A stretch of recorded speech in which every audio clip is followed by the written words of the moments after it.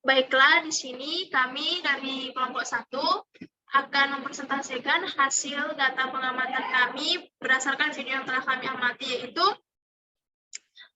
pada video ini kami akan menjelaskan tentang pembuatan asam benzoat dan juga bensil alkohol, yang mana beranggotakan yaitu Marwina Aprianti dengan NIM 017, Gadis Septio Wulandari dengan NIM 026, dan saya sendiri yang Seria Prianto Gatorok dengan NIM 071. Nah, pada kesempatan kali ini akan dijelaskan pertama kali oleh Saudari Marwina. Kepada Saudari Marwina, saya persilahkan. Baik, terima kasih moderator. Nah, langsung saja. Adapun tujuan dilakukannya percobaan ini adalah untuk mengetahui cara pembuatan asam benzoat dan bensil alkohol. Yang kedua yaitu untuk mengetahui proses rekristalisasi pada proses pembuatan asam benzoat. Nah, landasan teori yang pertama yaitu menurut Marianti pada tahun 2016, bensil alkohol memiliki rumus molekul yaitu C6H5CH2OH, di mana bensil alkohol ini merupakan suatu zat yang berbentuk cairan yang mana cairannya tidak berwarna dan tidak memiliki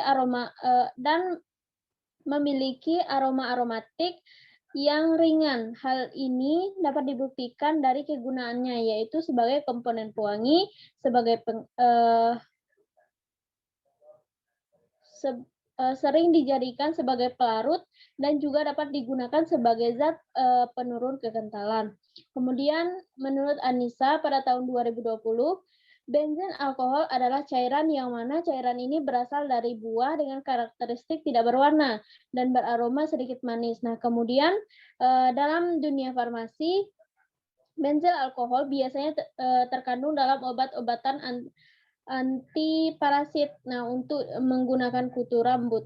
Nah, sama seperti dalam produk kecantikan, bahan ini juga difungsikan sebagai pengawet dalam banyak obat suntik. Kemudian lanjut. Nah, menurut Anonim pada tahun 2017, asam benzoat dengan rumus molekul C7H6O2 adalah suatu asam yang tergolong ke dalam asam karboksilat aromatik yang paling sederhana. Nah, jika dilihat dari sifat fisiknya, asam ini adalah padatan kristal yang berwarna putih.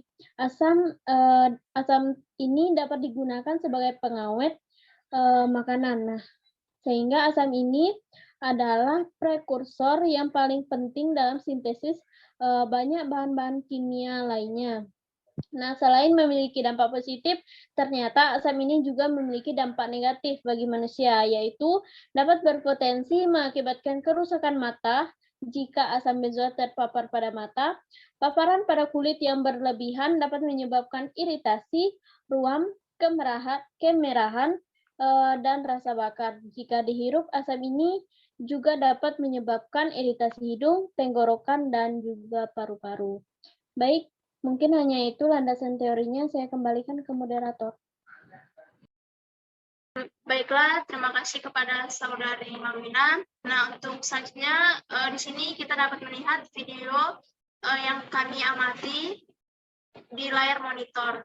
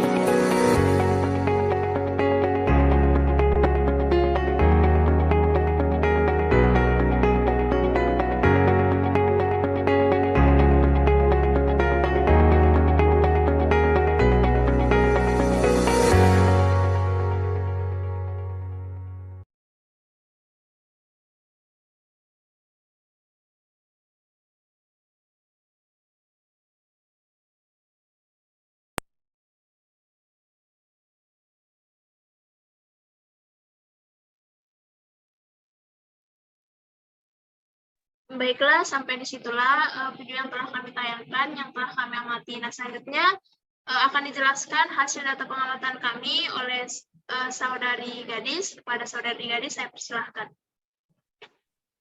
Baiklah, pada percobaan kali ini, di mana prosedur yang pertama yaitu ditimbang KOH sebanyak 5 gram. Di sini fungsi alat dan bahannya adalah kaca berfungsi untuk menimbang zat, KOH berfungsi sebagai katalis basa. Tujuannya untuk mengukur katalis sesuai takaran.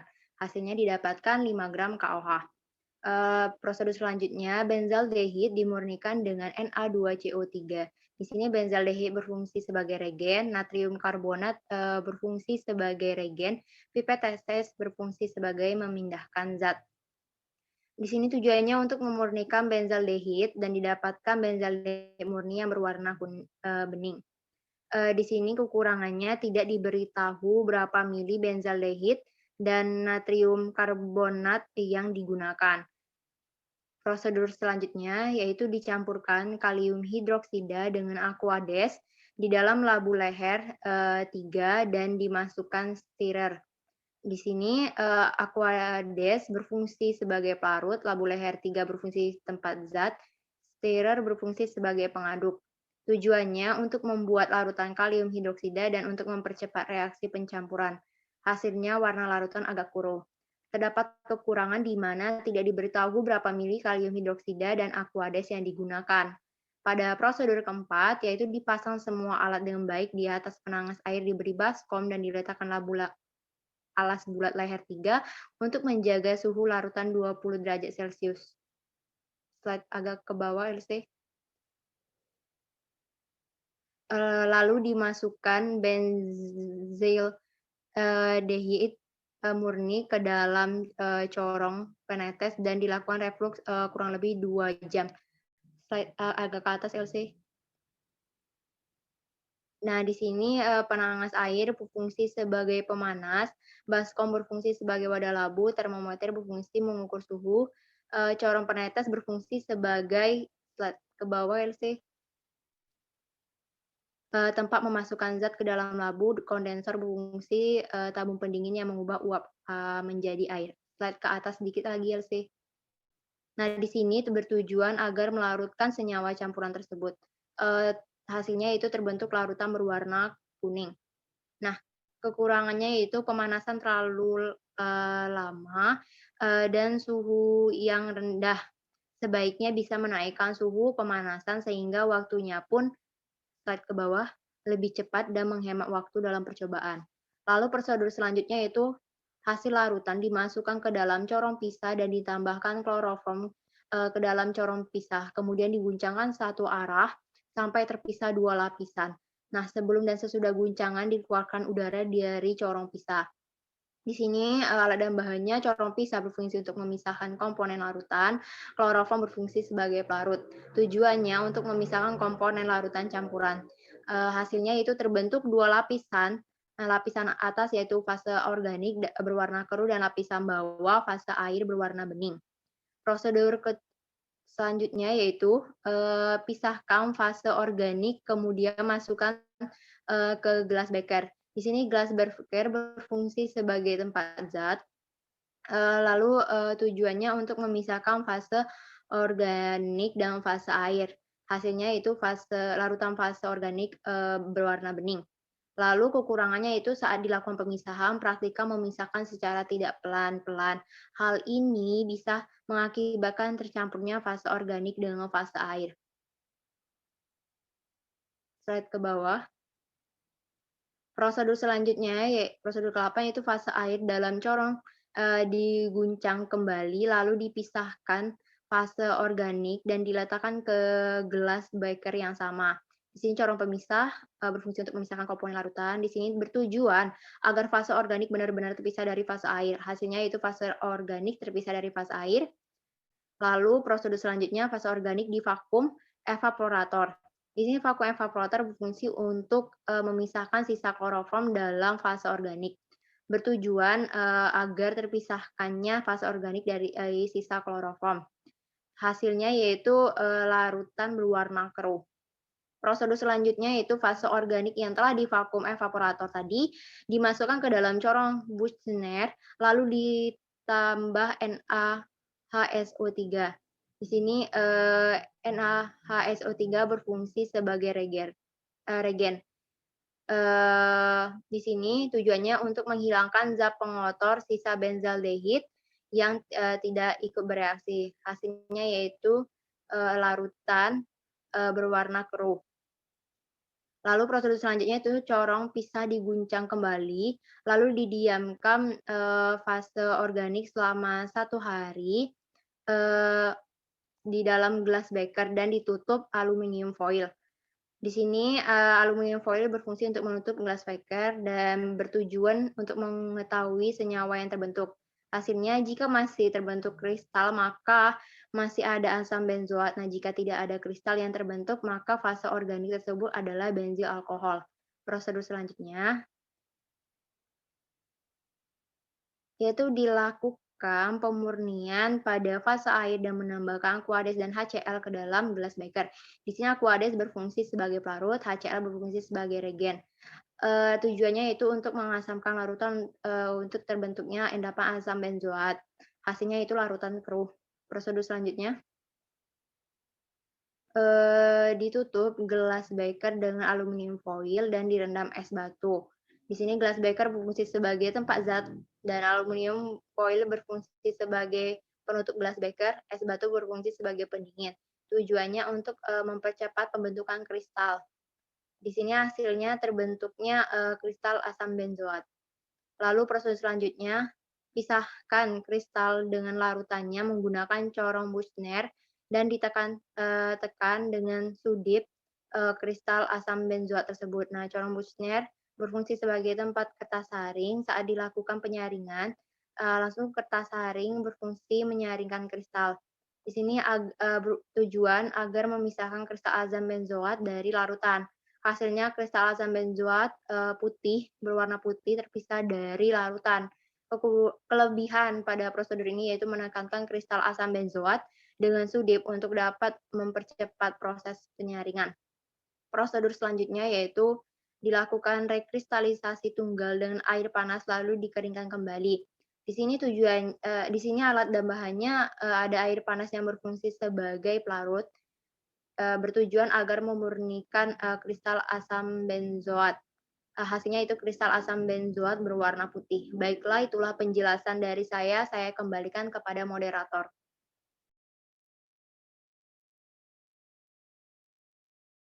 Baiklah, terima kasih kepada saudari Gadis yang telah mempresentasikan hasil dari data pengamatan berdasarkan video.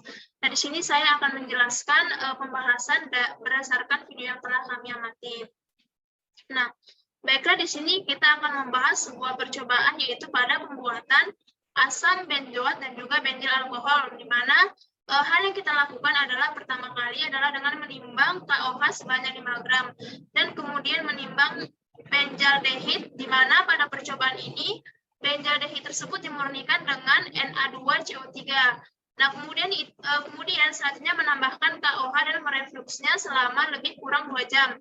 Nah, di mana metode refluks ini merupakan sebuah metode ekstraksi cara panas atau membutuhkan pemanasan pada prosesnya.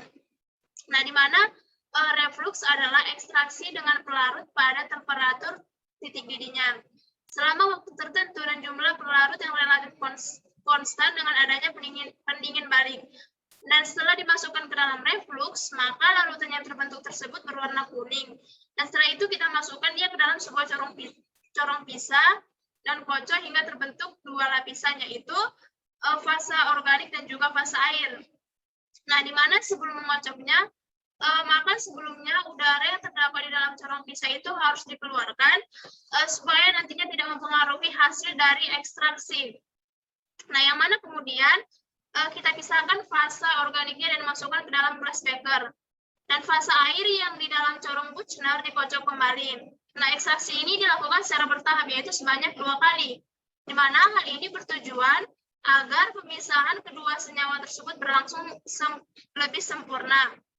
Di mana proses pengekstraksiannya dilakukan dengan menggoncangkan corong pisah dengan kuat, yang mana setelah itu dilakukan proses destilasi, yang mana kemudian fase organiknya dimasukkan ke dalam gelas beker, dan fase organik tersebut dimasukkan ke dalam vakum evaporator, yang mana fungsi vakum evaporator ini adalah untuk memisahkan sisa kloroform dalam fase organik. Dan kemudian fase organik yang telah divakum evaporator tersebut dimasukkan ke dalam corong Buchner. Dan kemudian dimasukkanlah NaHSO3 ke dalam fase organik tersebut, yang mana penambahan NaHSO3 ini adalah untuk menyerap air dan ion benzoat, agar ion benzoat yang dihasilkan bebas air dan dapat dikocok kembali. Nah, langkah selanjutnya adalah setelah itu didiamkan selama 1 hari di dalam gelas beker dan ditutup dengan menggunakan aluminium foil. Dan jika masih terbentuk kristal, maka kristal tersebut kita katakan masih terdapat asam benzoat di dalamnya. Nah, dan jika tidak ada kristal yang terbentuk, maka fase organik tersebut adalah benzil alkohol. Nah, kemudian pada tahap ini kita lakukan sebuah pemurnian pada fase air, di mana pada pemurnian fase air ini ditambahkan ke dalamnya adalah Aquadex dan juga HCl, yang kemudian ditutup dengan gelas beker dan aluminium foil. Kemudian direndam di dalam ice bath, yang mana berfungsi untuk mempercepat pembentukan kristal, di mana kristal yang terbentuk pada fase air ini adalah kristal asam benzoat, dan kemudian dipisahkan kristal tersebut dengan larutannya menggunakan corong Buchner. Dan setelah itu, tahap akhir adalah melakukan rekristalisasi tunggal dengan air panas, dan dikeringkan kembali dan kemudian ditimbang kristal asam benzoat yang telah direkristalisasi tersebut, dan hasil yang diperoleh dapat kita lihat pada gambar di bawah ini.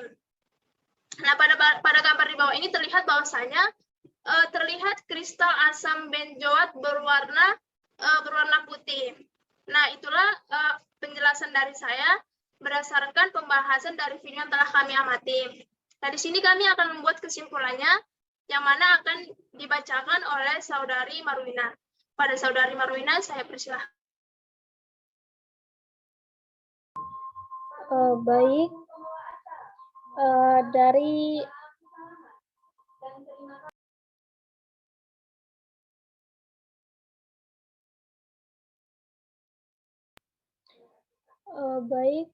dari video yang telah kami analisis tadi, maka dapat kami simpulkan bahwa dalam sintesis asam benzoat dengan benzil alkohol digunakan kalium hidroksida sebagai katalis basa, benzil aldehida sebagai reagen, di mana benzil aldehida dimurnikan dengan penambahan Na2CO3. Campuran larutan kalium hidroksida dengan benzil dehid murni dilakukan reflux selama 2 jam untuk mempercepat senyawa tersebut larut. Kemudian dilakukan pemisahan yang menggunakan corong pisah dan didapatkan 2 lapisan, yaitu fase organik dan fase air, di mana fase air didiamkan selama 1 hari dalam keadaan tertutup. Nah, jika masih berbentuk kristal, maka masih ada asam benzoat. Nah, jika tidak ada kristal yang terbentuk, maka fase organik tersebut adalah benzil alkohol. Nah, pada fase air ditambahkan HCl dan air, di mana menghasilkan kristal asam benzoat. Lalu dilakukan proses rekristalisasi sehingga hasil akhirnya didapatkan kristal asam benzoat yang berwarna putih. Mungkin cukup sekian, moderator. Baiklah, terima kasih kepada Saudari Marwina. Nah, sampai di sinilah hasil presentasi atau hasil analisis kami berdasarkan video yang telah kami amati. Nah, selanjutnya kami akan melakukan diskusi, di mana di sini kami akan mengangkat sebuah permasalahan berdasarkan video yang telah kami amati. Nah, kepada teman-teman, saya persilakan untuk memberikan permasalahannya berdasarkan video tersebut. Izin menyampaikan permasalahan, moderator. Ya, kepada Saudari Gadis, saya persilakan. Di sini saya ingin menyampaikan permasalahan yaitu mengapa kloroform digunakan sebagai pelarut pada sintesis ini. Terima kasih. Baiklah, terima kasih kepada saudari gadis. Kepada teman-teman, saya persilakan untuk menjawabnya. Izin moderator. Ya, Baik, di sini saya akan menjawab permasalahan dari gadis. Hal tersebut dikarenakan kloroform ini memiliki sifat yang non-polar, dan larutan campuran tadi ada yang dilarutkan dengan air yang bersifat polar. Nah, di mana perbedaan sifat pada pelarut tersebut dapat memisahkan komponen-komponen larutan campuran berdasarkan kepolarannya, di mana yang polar akan larut dengan air, sedangkan yang non-polar akan larut dengan kloroform, sehingga terpisah menjadi dua lapisan, yaitu fasa air dan fasa organik. Mungkin cukup sekian, moderator. Baiklah, terima kasih kepada saudari Marwina. Kepada saudari gadis, apakah masih ada sanggahan? Baiklah, di sini saya ingin menyanggah, apakah dapat digunakan pelarut lainnya dalam sintesis ini? Jika iya, apa saja pelarutnya? Baiklah, itu saja sanggahan. Ya. Baiklah, terima kasih kepada saudari gadis. Nah, di sini saya akan menjawab sanggahannya, yaitu sanggahannya adalah apakah dapat digunakan pelarut lainnya, jika iya, apa saja pelarutnya. Nah, di sini kita dapat menggunakan pelarut yang lain, misalnya itu kita dapat menggunakan heksana, eter, dan benzen, yang mana ketiga pelarut tersebut itu memiliki sifat non-polar.